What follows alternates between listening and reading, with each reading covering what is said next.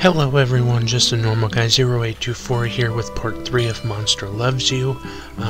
We haven't played this in a few days, so I thought we would see where we're at. I do believe we had gotten to adulthood, right? Okay, yes. We've gotten to adulthood, and we have 14 days to pick how we will end up being an adult monster. If you don't remember what Monster Love You is basically we started out as a monsterling and we made decisions, and based on our decisions we went up in bravery, cleverness, ferocity, honesty, and kindness. And we are going to see what kind of monster we become in old age and as an elder and as we die. And I do hope you enjoy. We could very well finish the game in this stream, so we will see how that goes. We will do that.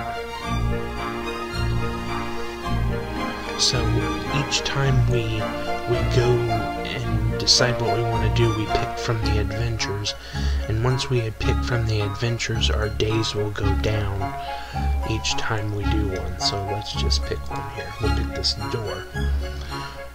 You hear a cry from a nearby hovel. What's happening over there? Sassy Wade, a new adolescent, doesn't understand how the windows in her hovel works. She's trapped, her paws under a heavy pain. Free her from the window, leave her there, she'll chew her arm off eventually. And then once we get the scenario, we have to pick what we want to do. So we're gonna free her. You walk over and take a look. This should be easy for a grown-up monster like you. Lift the window to free Sassy Wade, scare her a little to teach her a lesson, break the glass to free her. We'll lift the window. Sassy Wade seems afraid of you, but these things happen. She thanks for you releasing her from the window. You notice that small crowd has gathered. We'll help her. You tend to Sassy Wade's bruise with a salve made from flowers and mushrooms. Soon she feels no pain at all. The crowd applauds your helpfulness. So we did pretty good on that one, I would say. See, we're down to 13 days. Each adventure takes 1 day away. So I think we will go ahead and continue to do what we were doing. And we will pick the bear finger, it looks like. You show your newest collection of human artifacts to your neighbors. They seem suitably impressed and listen in. Well, we're gonna say more. The truth is you just found them in the woods, but everyone seems so interested. It would be a shame to let them down. Monsters do love a story, so you could stretch the truth. Lie big, tell them you tricked a human, just a little lie to keep things interesting, or tell the straight truth. Based on what excuse me. Based on what we pick, if we pick one of the first two, our honesty is gonna go down. So we'll lie a little. You tell how a talking fox, those nuisances are everywhere lately, tried to beat you in a riddle contest with artifacts as the prize. I won the contest by biting his head off. Well, I would say that's a pretty good one. How do they react? Everyone seems to believe you. They nod in admiration.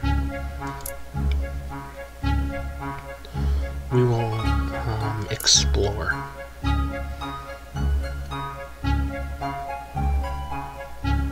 Let's pick this one. You find a red hood and a basket in the middle of the forest path. A human house is nearby. Funny, you never noticed it before. There's a white picket fence out front. Oh, what? Little Red Riding Hood? Creepy, stay away, circle the pretty little house, take the hood and basket home.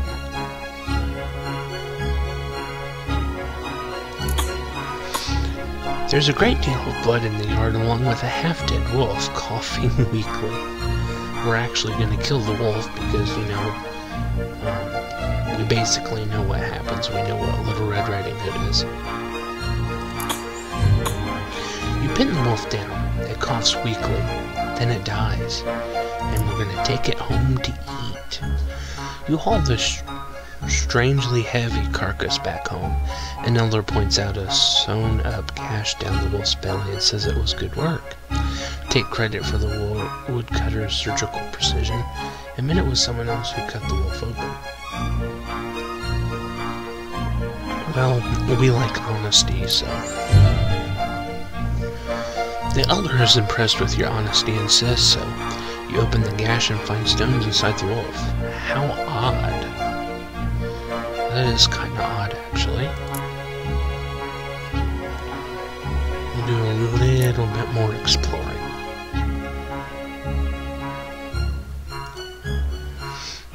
As you explore the whale mist, you notice that their air smells faintly of gingery bread.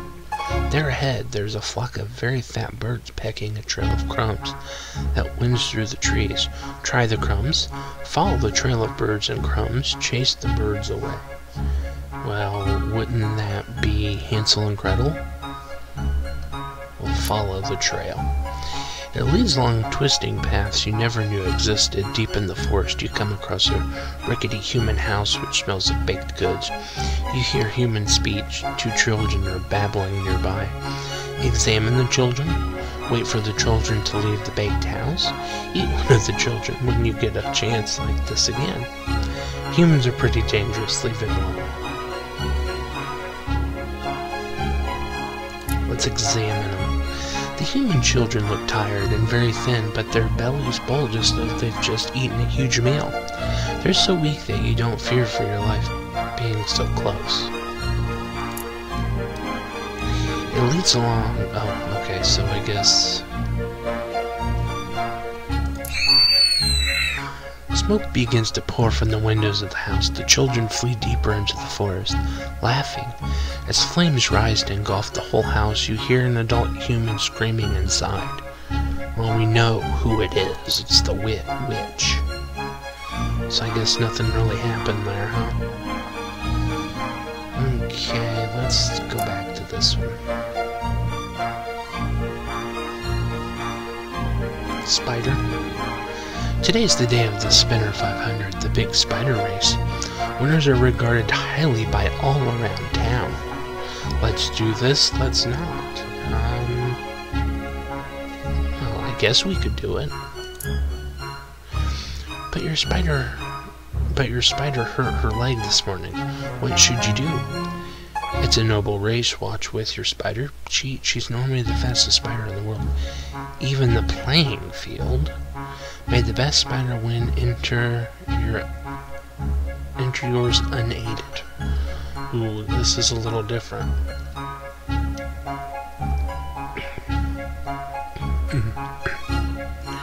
She's normally the fastest spider in the world, even the playing field.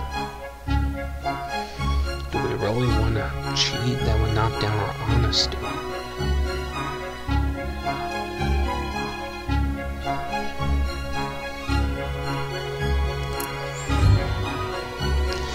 Out of 13 entries, your spider comes in 14th when a beetle joins the race in the last lap. But at least you have your honor. Well, I don't think we picked the right choice there, guys. So, our monster has bravery, 53 out of 100. I don't think that's very bad myself. Our cleverness is 62 out of 100. Our ferocious is 89 out of 100, so our honesty is 86, and then we have our kindness is 80, so we're pretty high except for bravery. So I don't know if we fail as a monster or not.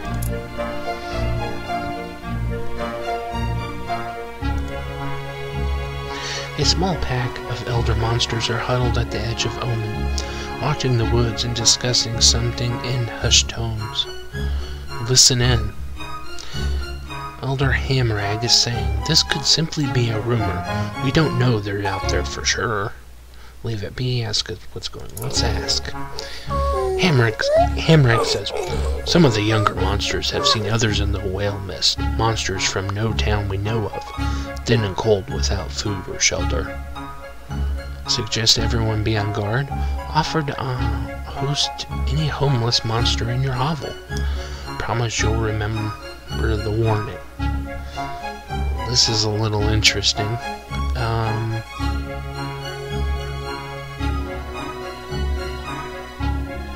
We'll suggest everyone be on guard.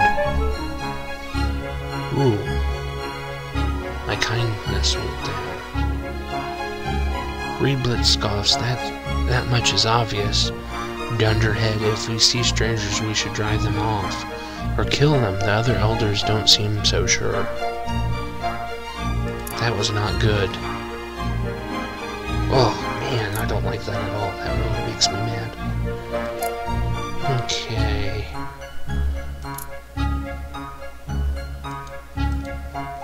Let's go ahead and do some more of this.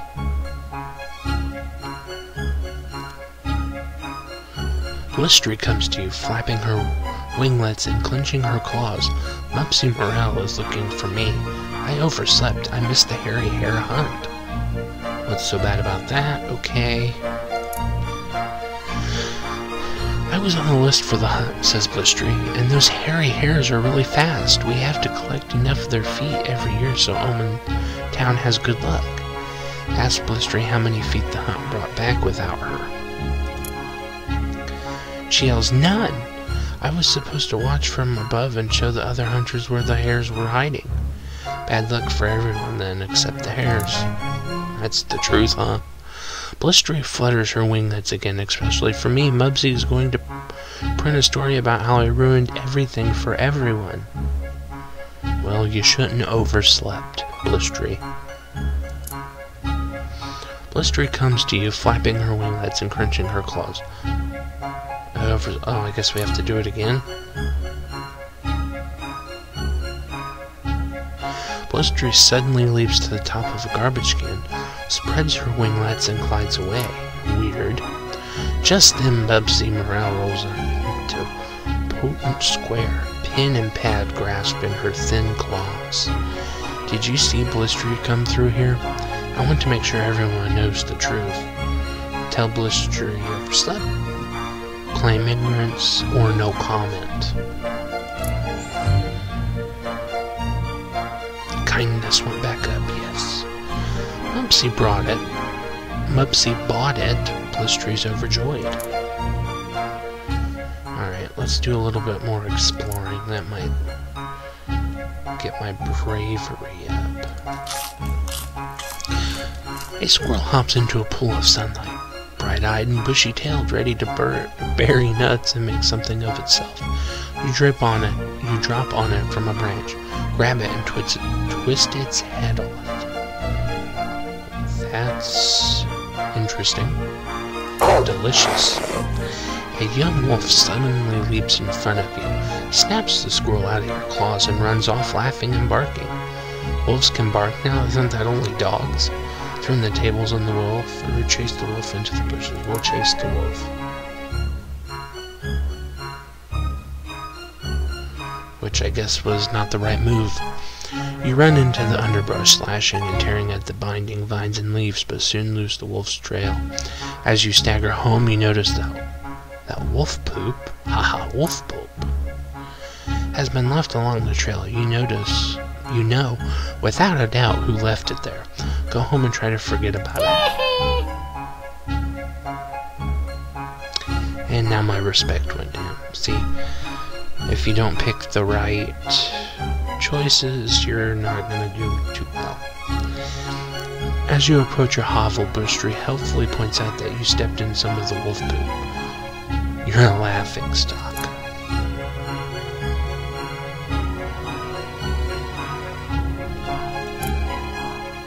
My kindness is 91, so that's good.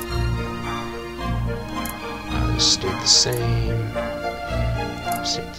My cleverness went down. My and bravery is still the same. Okay. Let's do the snake. The snake moon is rising in the sky, and it's time to gather snakes for the ritual. Snake moon? Other monsters will bring plenty of snakes. Stay home and let them do all the work. Set out to gather snakes. You wander the fields near the whale nest. It's easy to catch snakes, but every time you reach for another one, some of them squirm out of your grasp. Most of your snakes are getting away. Not anymore. They're not. Kill the snakes as you catch them. Keep catching them alive.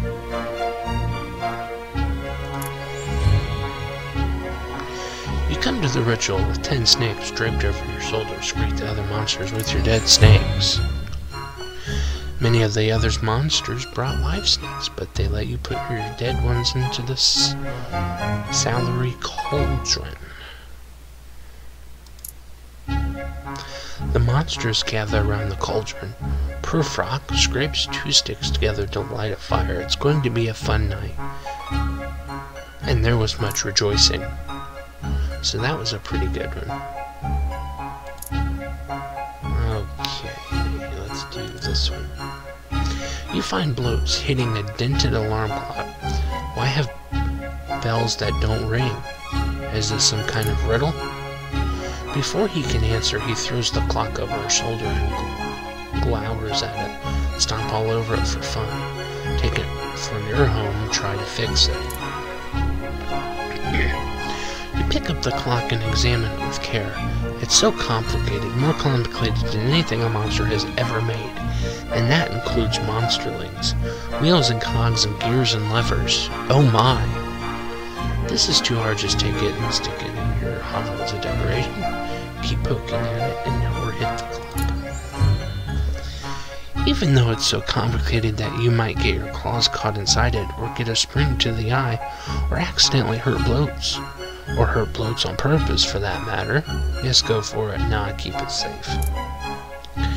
Bloats asks, can you fix it? You smile and say, no, but I can keep it. He whims a little as you walk away, but he doesn't try to stop you. Well, that was interesting.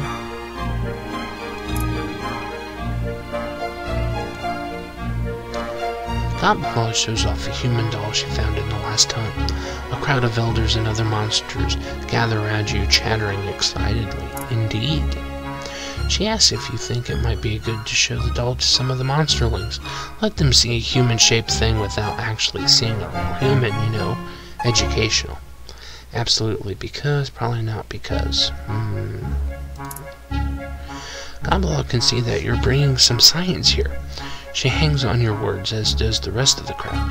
Humans are so cuddly and cute, they should know what a human looks like, so they don't freeze the first time they say yes.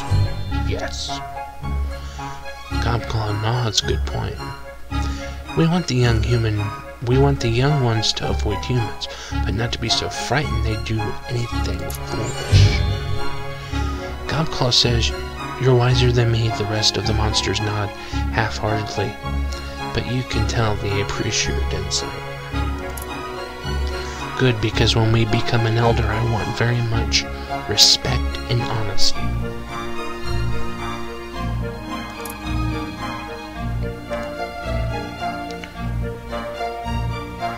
It's the scream-along, sing-along. Everyone's screaming. Loudest monster wins.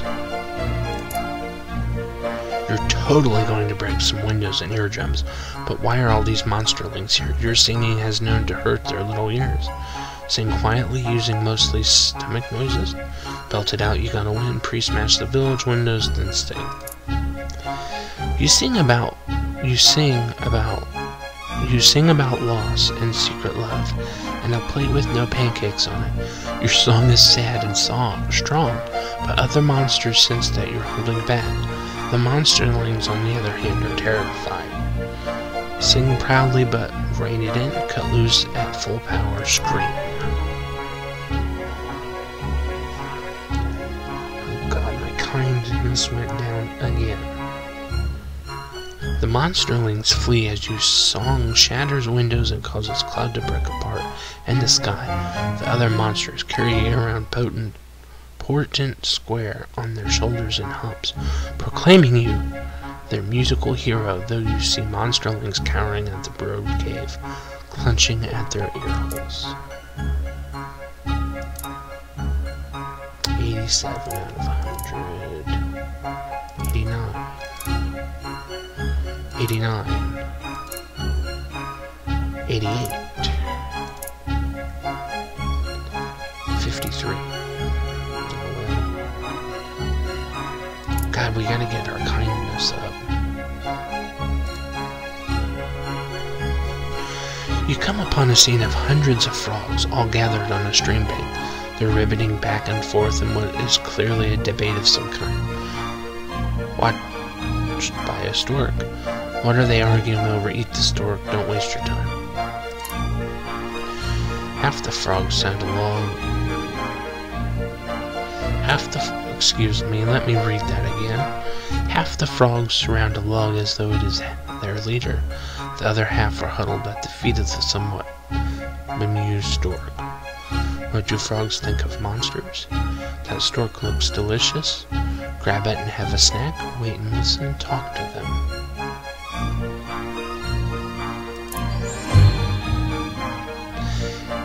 A chorus of fearful croaks drowns out their debate. The frogs flee from your open mouth. The stork flies off and you knock the log into the stream where it floats out to sight. That was amusing.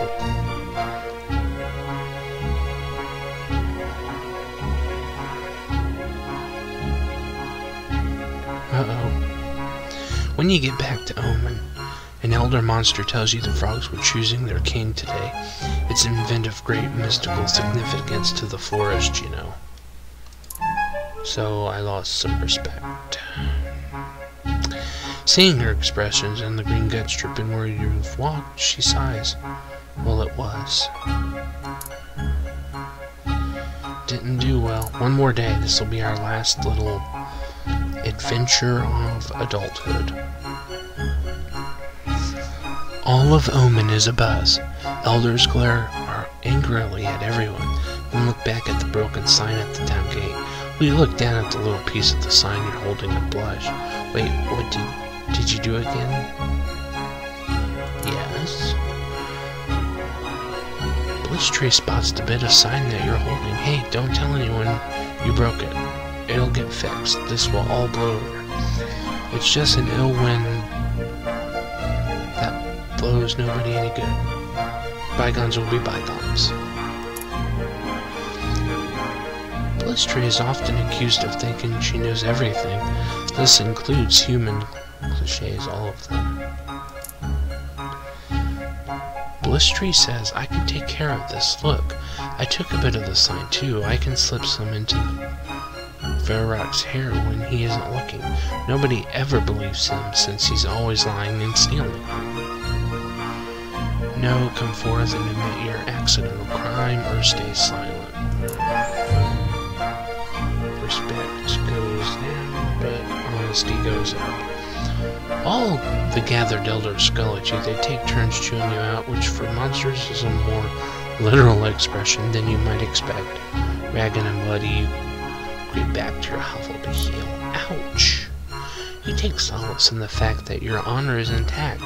You messed up, but you told the truth and everyone will remember that. Do we get one more? Nope. Oh.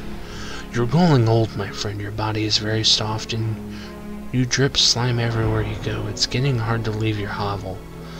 Stay inside and think about this. Go see the spine doctor. Embrace your faith.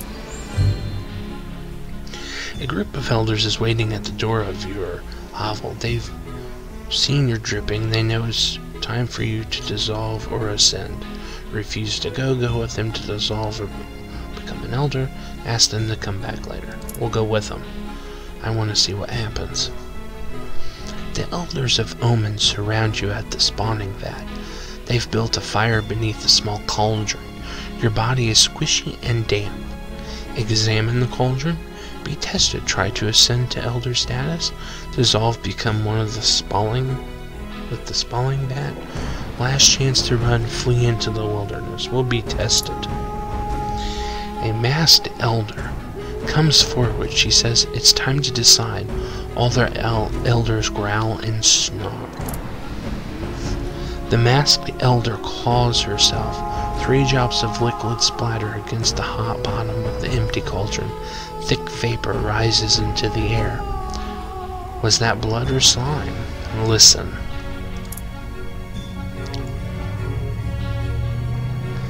The masked elder asked, "Who has already decided the fate of this monster?" And we will wait. None of the other monsters come forward. They don't respect you very much. Aww.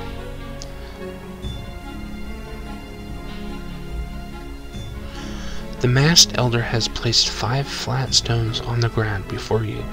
She says, choose one. Chance will guide your claw. Look at the stones. Each stone is stained with old blood and polished by the touch of many a paw. You can't tell one stone from the other.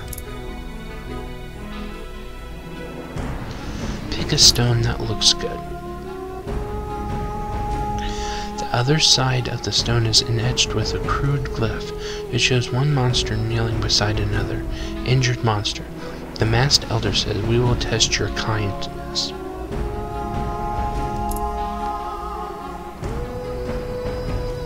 A huge elder carries another monster close to the cauldron. The other monster is half melted and hard to recognize. Look closer. It's Nasha Gosh, or what's left of her. She's begun to dissolve like you, and her condition is far advanced. What's going to happen to her? The masked elder says, "We have decided that Nasha is too violent. There's a place for pure ferocity in our world, but it must be tempered with other qualities." The elder says, "See her eyes, she still sleeves with pure rage. Perhaps you can calm her before the end."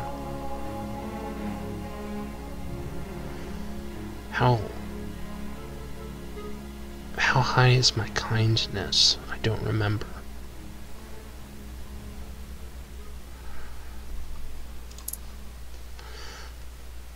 Nash growls and slashes at you. Your claws might be weak, but hers are the only part of her that are still strong. You bleed. You lean close, winching slightly as she draws a new line of red on your hide, and hold her tight. She finally ceases her struggle. Goodbye, Nasha. The huge elder picks up the now unresting Nasha and gently releases her into the spawning vat, and she is gone. Choose the next stone. The other side of the stone is etched with a crude glyph. It shows a monster frowning in concentration. The masked elder says, "We will test your cleverness." The masked elder emits a series of musical whistles and clicks, then performs a complex dance. You've never seen steps before. She says, "Now you do it. Copy every noise and movement. Bluff your way through it." Yeah, you're a dancing feed. Polite applause washes across the crowd. You knew you could do it. Several monsters howl their approval and step forward, adding more fluid to the iron cauldron. Dance over to the cauldron. You hold the cauldron, which contains the portinius infusion. It's heavy. Look into the cauldron. Drink the portinius infusion. If there's enough blood in it, you'll ascend.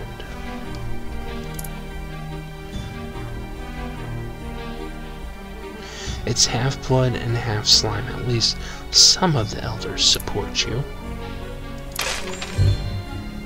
You drink the bubbling concoction, then belch and howl. Your body solidifies almost instantly. You are an elder now. Cool. That's good, right?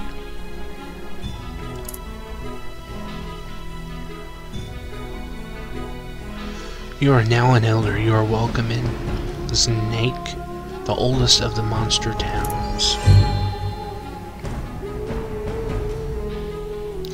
In this stage of life, If you play your cards right, you'll be able to affect both the ways monsters view humans and vice versa. Use your powers of persuasion wisely. Okay, we can do that. Why don't I look any older?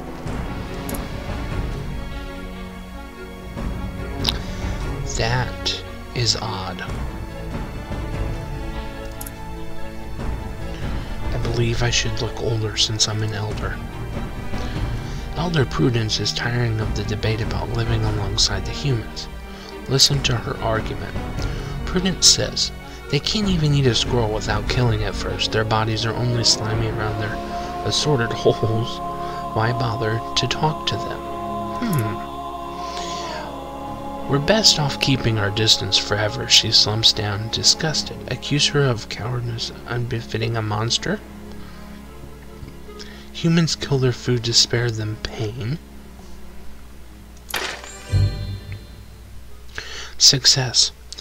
One elder agrees with you. It makes sense. A series of grunts and snarls follows, and the crowd agrees that the explanation speaks well of the kindness of humans. So that's pretty good. Okay, so let's pick this one. The spine doctor looks up from her current patient. She's working a human knife free of a young monster's ribs. Humans are dangerous. Watch and listen, try to change the subject, distract them all. Show them humans are unstoppable. We will watch and listen. She says humans, no claws, so they made their own. Awful thing, knife wound. Takes twice as much milkweed to patch up as a dragwire attack. Best stay clear, I say. Show that your claws are as sharp as any knife. Explain how they're not at all about fighting.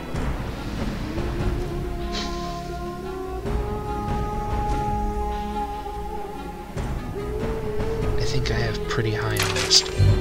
Okay.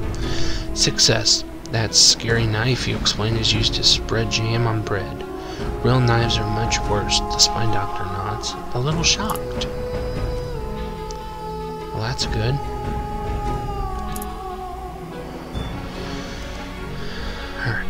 Mubsy Morel outlines a plan for defense against the humans. Fruitcake, I've seen it, friends. Every year the humans offer it to each other, but nobody wants it. She can't possibly think. But fruitcake is a weapon? Oh, she does, Mubsy goes on. If they fear it so, it must be a weapon. Perhaps a deadly poison, one we can steal and turn against the humans if we need to. Explain the truth, human fruitcake is delicious. Humans give fruitcakes as gifts, sorta.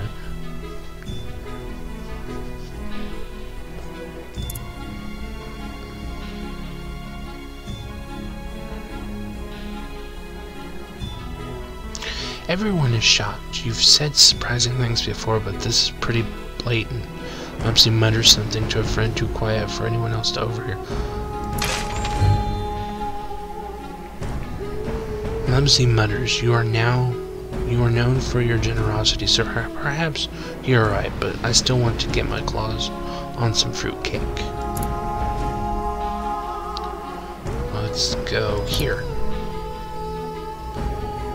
This is probably going to change the views of the humans. You're hiding in a shiny wood building. Two humans are holding hands in front of another human. Ah. He makes a lot of noise about a witness. The other two look around, disappointed at the empty room. Pull your hat over your head and offer to be a witness. Quietly seek out another human to be a witness. That requires kindness. I don't know if my bravery would be high enough. We'll do this one. You sneak into the yard outside where another human is gardening. You make polite coughing noises until he puts the hose down to come look. Draw him into the building. He follows you towards the room with the other humans. He pauses and looks down at his filthy gardening clothes, then at the nice clean floor. Get him to help. You reach up to pat the human on the back and make reassuring noises. He's hesitant, but then nods and kicks his boots off, okay? His soaked webbed feet make no sound as he approaches the other humans to bear witness. As you leave, he winks at you. This is great. The extra human doffs his hat and stands patiently while the others talk and kiss. Everyone is very happy, and you made it happen. That's good. We did pretty good there, then. You decide to check out the Carmen Carnival Mubsy recently mentioned. Following her map, you take lefts and rights and straight-ons until you look up and, uh-oh, what happened? Humans everywhere. What's that noise and smell? And that over there, or that, looks like an organ grinder, monkey poop, and mobs of human children and tigers.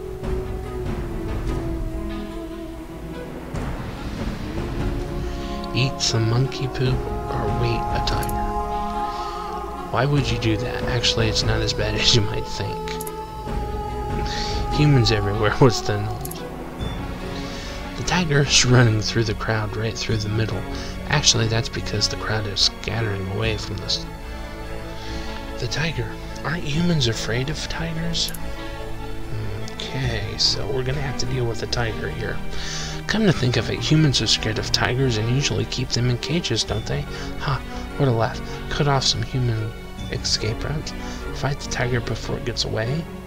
Tigers aren't that smart. Lure it away.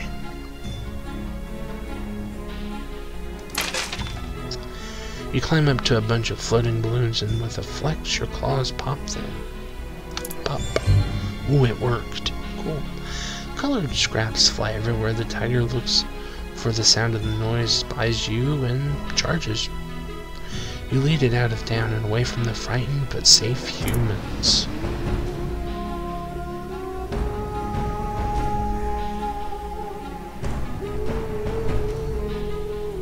So I guess we're doing it pretty good then, right? Choose your adventure. What is this place? You're in a dark, dank, woody room that smells like old jaggery. Humans sit at a long counter and drink what looks like foamy cider. They seem sad and a little confused. Ah, a drinking place. After a bit, you see that there's a stool open, so you climb up and plop down on it. One of the humans starts muttering about his problems. Can the humans see what you are? Get out of here before he realizes you're a monster. Strike up a conversation with him, throwing contest, break the liquor bottle with darts and billiards. I think we should strike up a conversation. My wife just took my jellyfish, and my dog just ran away. He goes on and on about what sounds like a pretty awful situation. Listen on, he seems sad already. Give him some gentle but tough love.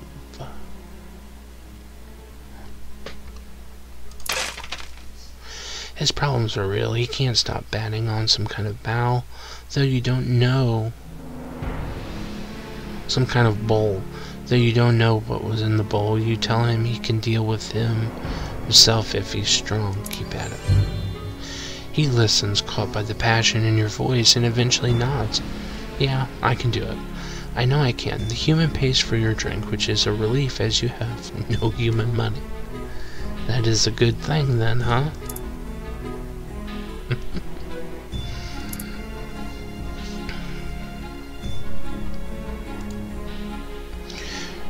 You're in a secluded hiding place near the park. Suddenly, you see a human grab her stomach and fall over.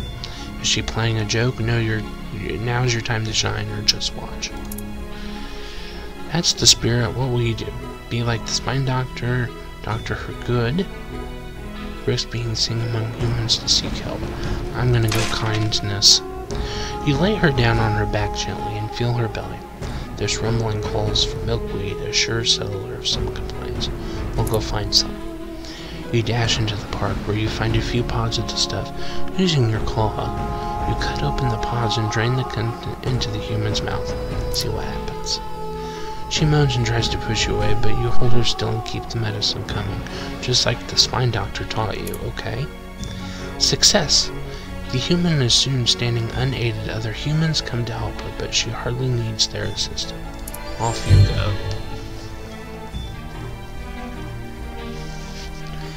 The The human brushes milkweed fluff from her chin and looks around for her savior. You're sure she's watching as you lope away. Well, that was pretty good, actually. That got us quite a ways up there. 56 on my bravery. 91. 89. Honesty should still be 100. And my kindness is 87. Okay. Let's do the journeyman. And we'll go to this one. Alleys are great places to find artifacts, less so to find fat, small, crying human children. So said, what of it? One such fat, small child wanders over to you, clutching a lollipop. Ask it what's wrong, hightail it out. Other children are dully, I'm not eating it. The human child says, I'm lost. Do you know how to get to Plow Street? I think I stepped in poop. Gently help him find his way. That's what we'll do. The child hiccups as you take its hand in your claw, keeping to the alleys and shadows, always wary of adults. You wander until the child recognizes his home. The child runs to his home. He's scooped up by a bigger human in a flowered hat. The bigger human croons to the little one. The last thing you hear as you sneak away is the child. Yes? A monster helped me get home, Mama. It was really nice. Cool. So it looks like we're gonna get that good. The ducks are fun. They smell like home. You're napping on a fishnet when you overhear a human talking. Where have they all gone? If there's no fish, this fisherman is done for.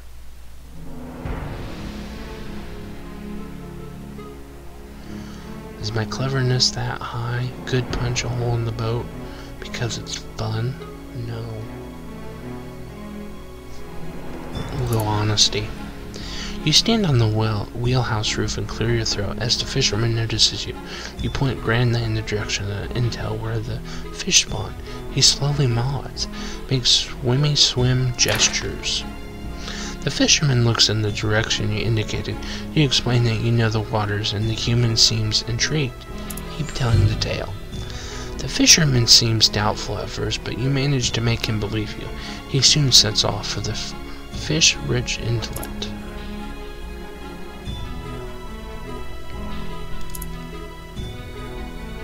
Let's get the monsters to like the humans a little better. Elder Reedy wants to stop using electricity from the humans. It's making us less monstrous. He explains it, and it is a human thing, though, and through and through. You happen to know a little bit about electricity. He shuffles forward and raises one claw, clearing your throat. All the elders turn to look. Reedy says, "Ah, you agree with me. We'll use our honesty." You explain your point of view. Some of the younger elders start talking about doing more with electricity than just keeping things cold or well. Explain what you know about electricity, the good and the bad. You describe some of the things you've seen: boxes with moving pictures, ways to send messages by clicking one's finger on a board. The other elders believe you. Of course they do. You're not thought of as a liar after all. They're fascinated. The group agrees to look into the new ways to use electricity for the benefits of monster civilization. Reddy hisses and stalks away. So I'm bettering civilization as a monster. It's pretty good. I'm really glad that I maxed out my honesty. Gobclaws unrolls a big map showing the surrounding region. She points one pincher at a series of red circles. Say what? These are places where I've seen humans drop things. I think we should put garbage cans there. Why? Garbage cans so we can harvest the things they drop. Then we can study them and understand them better.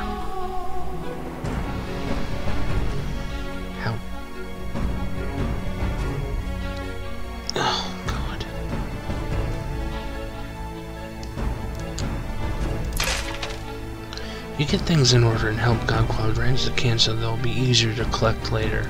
Yay, organization. You and Godclaw sneak through the woods to the new designated human evidence collection location and place the extra cans, yay acronyms. Almost immediately, humans begin dropping trash into the cans, including many candy wrappers with bits of sweetness still inside. Godclaw prepares a report based on the preliminary findings, and everyone agrees that she is quite clever, and so are you. So, it did go up, so that's good.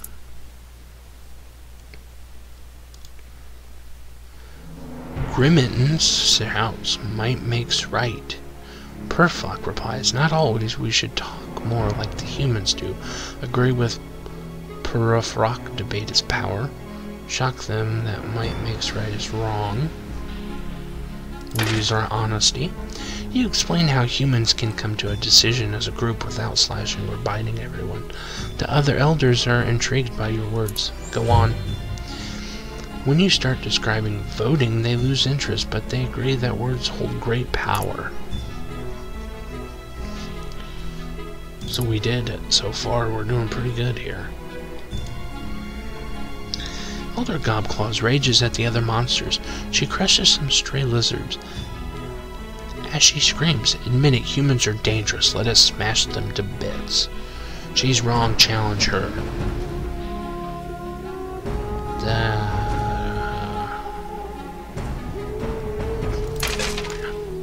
Success, you list ways in which humans can kill monsters, but then you point out that they make artifacts such as the ones Gobclaws as she steers. Oh good, it went up still. She folds her arms and nods. The other monsters mumble and nod too. An elder in the back says, you always speak the truth. I can hear it in your voice now. So I mean, at least...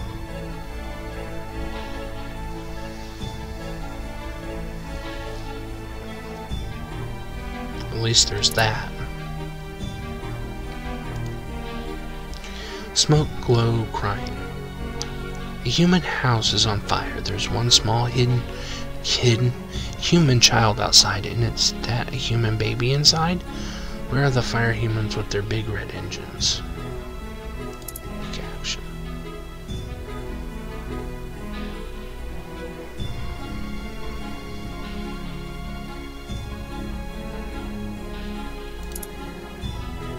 You feel like the fire is inside you now, as well as all around you. You spit up as much slime as you can to protect the baby, but it stops breathing. Keep the child safe. You force what little breath you have left into the human child's lungs, shielding its body with your own as the flames grow hotter. Keep at it. It coughs and spits, then starts to wail. Humans are putting out the fire now, and you stagger to them, holding the baby for them to take. It clasps your claws with one tiny hand. Behind you, the humans cheer. If only every human felt this way about every monster.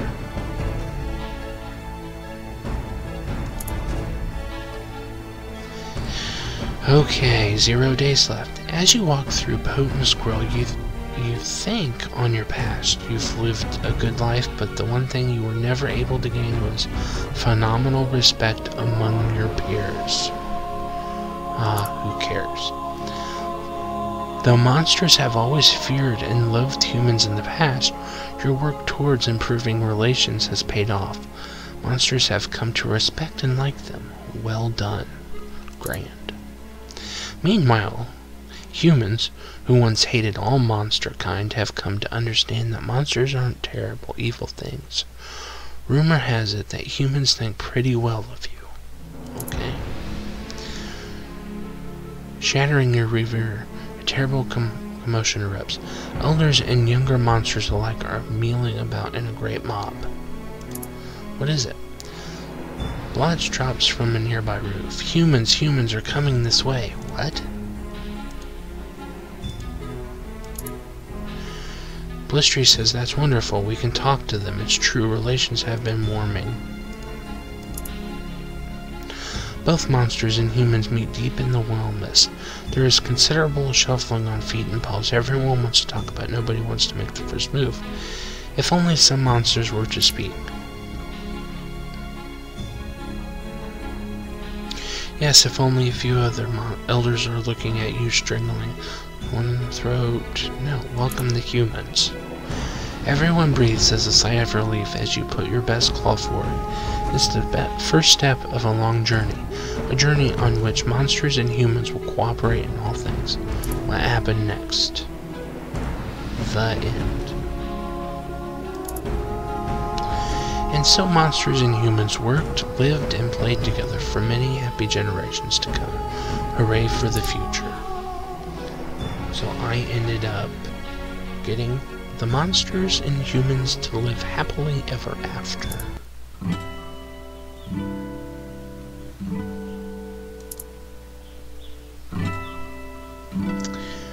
We got the universal prosperity. You dared to find the narrow gap between fear and hate. Now humans and monsters work together for the benefit of all. And we did a complete playthrough of Monster Loves You, where decisions will help bring the outcome of the game. I do hope you enjoyed this small Let's Play. I'm just a normal guy 0824, and I do not know what we will play next. We might go ahead and finish up some other Let's Plays that we have started. I don't know yet, but it's great that we finished this one. I do hope you enjoy it, and feel free to subscribe to the channel if you haven't. Feel free to go ahead and look at the my Twitter and Twitch if you would like. It would be links in the description of this video. And until next time, everyone have a good day.